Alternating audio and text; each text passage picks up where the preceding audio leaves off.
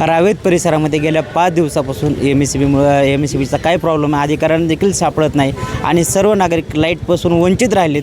खरंच यासाठी 4ही नगरसेवक एम-एस-सी-बी ऑफिसच्या अधिकाऱ्याकडे येतात. तिथं आंदोलन देखील काल देखील 1,500-2,000 हजार पब्लिक या ठिकाणी होती. आता देखील दोन्ही नगरसेवक आपल्यासोबत आहेत. भाऊ, काय सांगाल या ठिकाणी जे लाईटचा जो प्रॉब्लेम आहे अधिकाऱ्यांना सापडत नाही किंवा इथं अधिकाऱ्यांचं मनुष्यबळ कमी आहे, कशामुळे हा सर्व प्रॉब्लेम होताना दिसून येतो? नमस्कार, मी धर्मपाल तंत्रपाळे, नगरसेवक प्रभाग क्रमांक 16. आम्ही 4ही नगरसेवक गेल्या अनेक दिवसापासून महाराष्ट्र राज्य विद्युत मंडळाच्या जे सहाय्यक अभियंता आहे यांना सतत सांगण्याचा प्रयत्न करत आहोत की आपण काहीतरी उपाययोजना करा. कारण का ह्या प्रभाग क्रमांक 16 हा वाढत्या लोकसंख्येचा भाग आहे. साधारणतः 75,000 लोकवस्तीचा भाग आहे आणि दररोज या ठिकाणी मोठमोठ्या बिल्डिंग उभारल्या जात आहे, त्यांना लाईट दिले जात आहे, त्यांना परमिशन दिले जात आहे. आम्ही त्यांना सांगितलं की जोपर्यंत तुम्ही पूर्णपणे नियोजन करत नाही तोपर्यंत हे जे नवीन कनेक्शन वगैरे तुम्ही बिल्डिंगला 500-500, 600-600 फ्लॅटला देता ते कुठेतरी थांबवा आणि जे 100च्या केबल होत्या त्या 100च्या केबल बदलून तुम्ही 300च्या केबल टाका. कारण का ह्या 100च्या केबल पूर्वीपासून जुन्याच केबल होत्या आणि त्या जुन्या केबलवर हा सगळा लोड चालू आहे. त्याच्यामुळे आजची जी भयान परिस्थिती झाली ना, ते जुन्या केबलवर सगळा लोड असल्यामुळे केबल जागोजागी फॉल्ट होत आहे आणि गेले 5 दिवस झाले प्रभागामध्ये आज लाईट नाही, लाईट नसल्यामुळे पाणी नाही, लोकांचे एवढे हाल चालू आहे. पण त्यांचं काम युद्धपातळीवर चालू आहे हे मान्य आहे, पण याच्यातून उपाययोजना त्यांनी करायला पाहिजे. गेल्या 5 दिवसामध्ये जर लाईट बंद असेल तर त्यांनी बाहेरची यंत्रणा इथं आणायला पाहिजे. खऱ्या अर्थानं जेव्हा एखादी फार मोठी घटना या ठिकाणी घडते आणि 5 दिवस लोक अंधारात आहे आणि 5 दिवस लोक पाण्यापासून आहे, तर त्यांनी संपूर्ण जे त्यांचं प्रशासन आहे हे प्रशासनाला इथं आणायला पाहिजे होती, पूर्ण यंत्रणा या ठिकाणी आणायला पाहिजे होती. कालपासून ते प्रयत्न करत आहे पण ते प्रयत्न अपुरे आहे. माझी आज पण त्यांना विनंती आहे. आता सन्माननीय चिंचवड विधानसभेचे आमदार शंकरभाऊ जगताप या ठिकाणी येत आहेत, ते याच्यावर मार्गदर्शन करतील, ते अधिकाऱ्यांसोबत बोलतील. पण हा आमचा प्रभाग क्रमांक 16 रावेत किवडे मामुर्डी गुरुद्वारापर्यंत जो प्रभाग आहे, या प्रभागाच्या लोकांची समस्या हे कायमस्वरूपी सुटले पाहिजे यासाठी आम्ही प्रयत्न करणार आहे. ठीक आहे, आता पावसाचं फार मोठं प्रमाण होतं.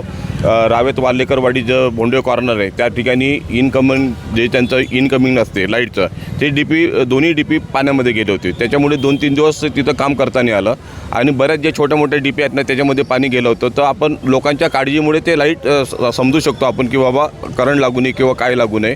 पण आता कालपासून पाणी ओसरलेलं आहे, कालपासून काम झालेलं आहे. यांनी युद्धपातळीवर काम करायला पाहिजे. अशा लक्षात तुम्हाला सांगतो की आमच्या लोकांना पिण्याचं पाणी सोडा, घरात वापरायला पण पाणी नाही आहे. म्हणजे एवढी भयान परिस्थिती आहे. मला सकाळी एक फोन आला की आम्ही आता आज घर शिफ्ट करतो आहे. म्हणजे ह्या प्रभागाचा नगरसेवक आम्ही निवडून आलो, 5 महिने झाले. एवढी दुर्दशा आहे, एवढी भयान परिस्थिती आहे की त्या व्यक्तीने सांगितलं की मी आज दुपारपर्यंत जर लाईट आली नाही तर आम्ही पर्यायी घर शिफ्ट करतो. म्हणजे किती मोठं हे दुर्दैव आहे. काय सांगाल, रावेत परिसरामध्ये आता स्मार्ट मीटर अनेक सोसायट्यामध्ये बसले पण एम-एस-सी-बीचे अधिकारी स्मार्ट वर्क करताना कुठे दिसून येत नाही. हा पूर्ण ढिसाळ कारभार कसं बघता? प्रथम मी शौर्य चॅनलचं वार्ताहरचं मी मनापासून या ठिकाणी अभिनंदन करतो की आपण या ठिकाणी प्रथम 5 दिवस झाले लाईटचं प्रॉब्लेम चालू आहे, आपण या ठिकाणी न्यूज घेण्यासाठी या ठिकाणी आले, त्याबद्दल आपल्या चॅनलचं मनापासून अभिनंदन करतो. कारण की जोपर्यंत सोशल मीडियावर किंवा तुम्ही पत्रकार या ठिकाणी येत नाही तोपर्यंत ही बातमी पसरली जात नाही आणि वरिष्ठांपर्यंत पोचली जात नाही. आता सध्या तुकाराम महाराज यांची पालखीचं प्रस्थान या ठिकाणी होणार आहे, त्याच्यामुळं बऱ्याचशा गोष्टीच्या अडचणी आपल्याला या ठिकाणी निर्माण होणार आहे. आता जर बघितलं तर सिग्नल बंद आहे, सिग्नलमुळे ट्रॉफिक होणार आहे. म्हणजे अशा गोष्टीला बऱ्याच गोष्टीला आपल्याला सामोरं जाणार आहे. सर्वप्रथम ह्या एम-एस-सी-बीच्या सर्व अधिकाऱ्यांचं मी या ठिकाणी जाहीर निषेध करतो. कारण की आपण नगरसेवकाचा सुद्धा फोन उचलत नाही. कारण की एखादी जर घटना त्या ठिकाणी घडली, एखादी वायर कट झाली, तर एखाद्याला करंट बसला तर त्याला जबाबदार कोण? आज प्रत्येक सोसायटीमध्ये 1-1 लाख रुपयाचे डिझेल रोज जात आहे. प्रत्येकाचा एका नागरिकामध्ये जो सोसायटीमध्ये राहतो त्याला एकाला 1000 रुपये पेमेंट आहे, एकाला 5000 पेमेंट आहे, एकाला 15,000 आहे. म्हणजे त्यांना कंपनी लाख रुपये पॅकेज देते, कुणाला 10 लाख आहे, कुणाला 20 लाख आहे, कुणाला 70-80 लाख आहे. असे मोठे मोठे व्यक्ती आपल्या सोसायटीमध्ये राहिला आहे. तर आज त्यांचं जर मोठं नुकसान झालं तर या सोसायटींची भरपाई कोण देणार आहे? आता तुम्ही सांगा, यांनी मेंटेनन्स भरायचा का डिझेल भरायचं? आणि स्थानिक नागरिकांच्या ठिकाणी स्थानिक घरं आहे त्यांच्या घरांमध्ये पाणी शिरलं आहे.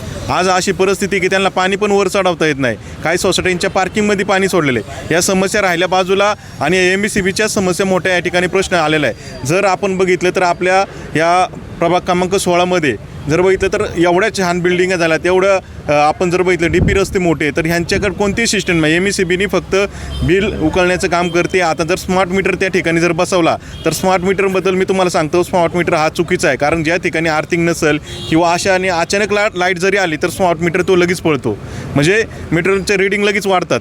आणि आपला जो पूर्वीचा मीटर आहे तो आहे त्या परिस्थितीमध्ये चालतो. एक ठिकाणी जर एखाद्याची लाईट जर व्यवस्थित असेल, व्यवस्थित वायरिंग नसेल, तर त्या मीटरचा काही फायदा नाही. त्याच्यामुळं माझी विनंती आहे की स्मार्ट मीटर जर या ठिकाणी आपल्या प्रभागात बसवायचा जर बसवला तर आम्ही रस्त्यावर उतरणार, तो मीटर या ठिकाणी बसून देणार नाही. कारण की तुम्हाला पहिलं नियोजन आम्हाला इथं तुम्ही MSEBीचे सबस्टेशन वाढवा, MSEBीचे जे क्षेत्र आहे ते वाढवा. तुम्हाला काय लागतं आहे, आता बिल्डर 4-5 बिल्डरला जरी विनंती केली तरी त्यांना सबस्टेशन बांधून देतील. एवढे मोठे मोठे टावर झाले, उद्या त्यांना इलेक्ट्रिसिटी कोणत्या बेसवर तुम्ही पुरवणार आहे? तुम्ही फक्त काय करता, अंडर टेबल पैसे घेता आणि यांना परमिशन देता, हे चुकीचं आहे ना. तुम्ही यांना ज्यांनी फ्लॅट घेतला त्यांनाच आपण सुविधा देऊ शकत नाही. या ठिकाणी तुम्ही येतात पण अधिकारी देखील उपलब्ध होत नाहीत. नेमका अधिकारी कामच करतात का, हा प्रश्न नागरिकांना पडलेला आहे. अधिकारी जर काम करत असते तर 5 दिवसाच्या आत लाईट आली असती. अधिकारी घरी जाऊन झोपतात. अधिकारी कोणताही काम करत नाही किंवा इथं जबाबदारी अधिकारी तो या ठिकाणी नागरिकांना तुम्ही सांगा ना 5 दिवसांनी लाईट आहे, आम्ही मान्य करू, आम्ही कुठंतरी सुविधा बघू. तुम्ही काय उत्तरच नाही, तुम्ही सांगणार आज रात्री लाईट सगळं काम पूर्ण होणार आहे. आम्ही त्या ठिकाणी नागरिकांना सांगतो आज रात्री, सकाळी नागरिक आम्हाला फोन करतात, आम्हाला सुद्धा प्रश्न विचारतात, आम्ही तोंडा पडलो जातो ना नागरिकांच्या पुढं, आम्ही त्यांना काय उत्तर देणार? आम्हाला जर खरं सांगत नसेल तर नागरिक तर दूरच राहिले. आम्ही 75 नागरिक आपल्या प्रभागात राहतात, त्यातून निवडून आलो आहे. जर आमची व्हॅल्यू नसेल तर बाकीच्या नागरिकांची काय व्हॅल्यू ते होता तुम्ही? इथं आज ही लोकं कामधंदा सोडून या ठिकाणी कोण, आता बघतो मी 5 दिवस लोक, मला काय चेहरे असं की 5 दिवस कंटिन्यू इथं बसून आहे. घरी कोणत्या तोंडाने जाणार? घरात लहान मुलं आहे. जर एखादं कनेक्शन कट करा आलं, आपण सांगितलं की माझ्याकडे मेडिकल प्रॉब्लेम आहे, ते राहतात करतायत. सर मी तुम्हाला सांगतो, अधिकाऱ्यांनी जर ॲक्शन नाही आज घेतली तर त्यांच्या तोंडाला काळं 100% फासलं जाणार आहे. कारण की तुम्हाला सांगतो, आज जर या नागरिकांची जर नोकरी गेली तर त्यांना इथून फ्लॅट सोडून सरळ गावाला शेती करायला जायला लागेल. आज त्यांना त्यांच्या आईवडिलांनी इथं शिक्षण घेतलं, पुण्यामध्ये लाखो रुपये खर्च केला शिक्षणाला, आज त्या बेसवर ते कामाला लागल्यात. आज जर त्यांची नोकरी गेली, यांच्यासारखं सरकारी नोकरी नाही की त्यांना मेमो दिला हे केलं, निलंबित केलं. यांना काय निलंबित करणार 6 महिन्यासाठी, यांचं कायमची नोकरी निघून जाणार. त्यांच्या एकदा रेड मार्क पडला तर यांना पुढं कोणती कंपनी कामात घेणार आहे? आणि एवढा मोठा वर्ग इथं राहिला आहे, यांनी किती समजूतदारपणे जर दुसरी का असते ना ग्रामीण भागात, त्यांना फटकून बाहेर काढले असते. आता हे लोकांचा संयम आहे, या लोकांनी संयम ठेवला. आज मी त्यांचं कौतुक करतो लोकांचं. हो, बघितलं तर ह्या दरवर्षी पावसामध्ये लाईट 2 दिवस 3 दिवस जाते, पण यावेळेस तब्बल 5 ते 6 दिवस सुरू आहे. याच्यावर कायमस्वरूपीचा मार्ग काय पद्धतीने काढला पाहिजे, तुम्हाला काय वाटतं? हो का, पाऊस आहे हा, नैसर्गिक पाऊस आहे हा, कधी पण पडू शकतो. आपण तयारीत राहिलं पाहिजे. पाऊस काय आपल्याला फोन करून येणार नाही मी आज जास्त पडणार आहे म्हणून. त्याच्यामुळे त्यांनी नियोजन आधीच केलं पाहिजे होतं. एवढ्या सोसायटी वाढल्या, नियोजन प्रयोजन आधीच पाहिजे. आम्ही त्यांना सांगतो तुम्हाला कसली मदत लागून दे, केंद्रात लागू किंवा आपल्याला महाराष्ट्र शासनाची मदत लागू, तुम्हाला कुठं परमिशन नाही भेटत केबल टाका ते आम्हाला सांगा, आम्ही पुढे येऊन ते तुम्हाला परमिशन घेऊन देतो. अशा 2-3 परमिशन मी गौंजामध्ये दिल्यात, त्यामुळे मामरुडीमध्ये दिल्या, ते सबस्टेशन होतं. खासदार साहेबांनी ते स्वतः फोन केला एक्सप्रेस हायवेच्या साहेबांना की तिथून केबल जाऊन द्या. म्हणजे यांच्यासाठी अजून करायचं काय? पण जर एखाद्या बिल्डरच्या ह्याच्यावरून जर तार गेलेली असेल, तिथून पैसे आले तर लगेच ती तार काढली जाते आणि तिथं अंडरग्राऊंड केलं जातं. पावसाळ्यापूर्वी जे कामं केले नाही त्याच परिस्थितीमुळे सर्व परिस्थिती उद्भवली. याला पालिका जबाबदार आहे, MSEBीचे अधिकारी जबाबदार, काय वाटतं तुम्हाला? याला खऱ्या अर्थानं MSEBीचे अधिकारी जबाबदार आहे. कारण का MSEBीच्या अधिकाऱ्यांना गेले वारंवार आम्ही सांगतोय की तुम्ही याच्यावर उपाययोजना करा, पण ते अद्यापही उपाययोजना करण्यासाठी तयार नाही आहे. त्याच्यामुळे ही परिस्थिती निर्माण झालेली आहे. आणि पालिकेचे जे अधिकारी आहे, जे बांधकाम परवाना विभाग आहे, त्यांना आम्ही वारंवार सांगतो की तुम्ही हे खोदकाम जे तुमचं चालते हे खोदकाम MSEBीला सांगून आपण करावं. कारण का एकीकडे खोदकाम झाल्यानंतर त्या ठिकाणी जी केबल डॅमेज होते आणि ते केबल डॅमेज झाल्यानंतर MSEBीला म्हणजे माहीत पडण्यासाठी 4 ते 5 तास जातात आणि त्यानंतर दुरुस्त करण्यासाठी साधारणतः 5-6 तास जातात. म्हणजे 12 तास लोकांना अंतरात राहावं लागते. याच्यामध्ये महानगरपालिकेचं बांधकाम परवाना विभाग हा पण दोषी आहे आणि MSEBीचे कर्मचारी पण दोषी आहे. हो, काय सांगाल या ठिकाणी कधीपर्यंत लाईट येईल? अधिकाऱ्याशी तुमचं काही चर्चा झाली आहे का? लाईटचा मार्ग कधीपर्यंत हा मोकळा होईल पूर्ण? आता आतमध्ये होतो. ॲक्च्युली तुम्हाला सांगतो MSEBीच्या अधिकाऱ्यांना गांभीर्य नाही आहे. एक पण जबाबदार अधिकारी आता आतमध्ये नाही आहे. मी स्वतः चर्चा केली. हे फक्त सोसायटीधारक आले की याच्यात स्टाफ हे नाव लिहून घेतो आहे आणि ह्याचं फक्त एकच कारण सांगतात, ट्रॉफिकचं इन्कमर बंद आहे, पलीकडचं शिंदेवस्तीचा बंद आहे, हे फक्त एकच कारण देतात.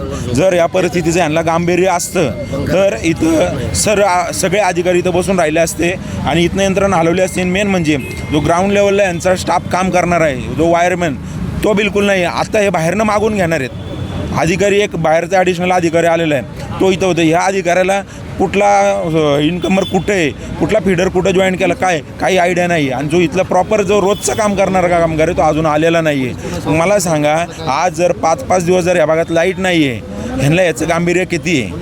म्हणजे हे अधिकारी जाणून किंवा कोणाच्या सांगण्यावरून तुमच्या प्रभागाला टार्गेट करतात. जाहीर आरोप आहे, जाणून बुजून सांगून करून हे चाललेला असा का प्रकार आहे. कारण सांगतो, आज मी या समाजकारणात 7 वर्ष आले, या ग्राउंड लेवलने काम करतो आहे. 7 वर्षात किवळे, मामुर्डी, साईनगर, रावेत मागच्या वर्षी 4 दिवस बंद होतं, पण पलीकडचा भाग कधीच बंद नव्हता. एवढे दोन दिवस तर कधीच बंद नव्हता. आज तो 5 दिवस झालं बंद आहे. विकासनगरचा सगळा भाग बंद आहे. आज 4था दिवस रावेत बंद आहे. मग मला सांगा, जर आज 4-4, 5-5 दिवस याच्या आधी नदीत पाण्यात बुडाले नाहीत का फिडर? बुडालेले आहेत. कसे त्याच दिवशी 4 तासात लाईट आलेले आहेत? मग आजच हे कारण काय? हे पटण्यासारखं कारण नाही आहे. फक्त एक आहे की जाणून बुजून इथं जर जे राजकारण करतात त्यांना येणाऱ्या भविष्य काळात आम्ही जीवाचं रान करू, जनतेच्या मनात राहू आणि त्यांची जागा त्यांना पण झालं पाहिजे. तर मग या ठिकाणी नवीन अधिकारी कशा पद्धतीचे असले पाहिजे किंवा तुम्ही काही मागणी करणार आहात? ज्या अधिकाऱ्यांनी हा सगळा सेक्शन आहे, 1.5 लाख लोकसंख्या त्यांच्याकडं नोट केलेलं आहे की त्यांनी कस्टमर त्यांचे आहेत. ह्या लेवलला ज्या अधिकाऱ्यांनी शहरी भागात काम केलेलं आहे, ज्याला अनुभव आहे, तो अधिकारी इथं पाहिजे. ग्रामीण भागात निवडचे अधिकारी आणले, त्यांना अजून एरिया माहीत नाही आहे, त्यांना कोण अधिकारी, कुठला परिसर काही माहीत नाही आहे. मी त्या अधिकाऱ्याशी बोललो नव्हतो, साहेब माझी आत्ताच बदली झाली, महिना झाला आलो, मला अजून काही माहीत नाही. असे अधिकारी आम्हाला नको सगळे आहेत. खेड्यातले अधिकारी बीडचे. आणि तुम्हाला सांगतो, आता या अपंग व्यक्ती आहे 16व्या वर्षावरून आले, 16व्या मजल्यावरून पोलिस बोलून काय करणार आहे? ठिकाणी बघितलं असं 1,500-2,000 हजार पब्लिक जमा झाल्यामुळं पोलीस देखील या ठिकाणी उपस्थित झाले. जर MSCBच्या अधिकारी या ठिकाणी नाहीत तर पोलीस त्या ठिकाणी कशासाठी? माझी MSCB प्रशासनाला विनंती आहे, पोलिसांना बोलावं सहकार्य करा, पण पोलीस प्रशासनाने त्यांनी त्यांचं काम करा. जर राजेंद्र तरची पोलीस स्टेशनला रितसर तक्रार गेली, यांनी असं केले, तर तिथे येऊन बोला. जर कुठल्या नागरिकांना तुम्ही इथं काय आरेरावी केली, बोलायचं केलं, काल पण या ठिकाणी भरपूर प्रकार घडलेले आहे आम्ही असताना, असं करू नका, आमची विनंती आहे. पण जर का तुम्ही हे केलं, मी सरळ CP साहेबाच्या दालनात जाऊन उपोषणाला बसेल. कारण नागरिक त्रासलेले आहेत, पेशंट आहेत, अपंग लोक आहेत. नागरिकांना प्रोटेक्शन द्यायला आहे, MSCBला नाही प्रोटेक्शन द्यायला. तुम्ही नागरिकांना काय त्रास झाला, मेडिकल झालं, तर पोलीस नाही धावून येत. MSCBच्या अधिकारी जर आतमध्ये नाहीत, 1-2 कर्मचारी 10-15 कर्मचारी ठेवून पोलिसांचं काय कामच नाही ना इथं. तुम्ही जर कशाला करताय, तुम्ही काही संबंधच नाही. आणि ज्या ठिकाणी घटना घडतात ते पोलिस लवकर वेळेत पोचत नाही, तेव्हा कुठं जातात पोलिस? या ठिकाणी लगेच येतात. हे सगळे मिली भगत आहे यांचे.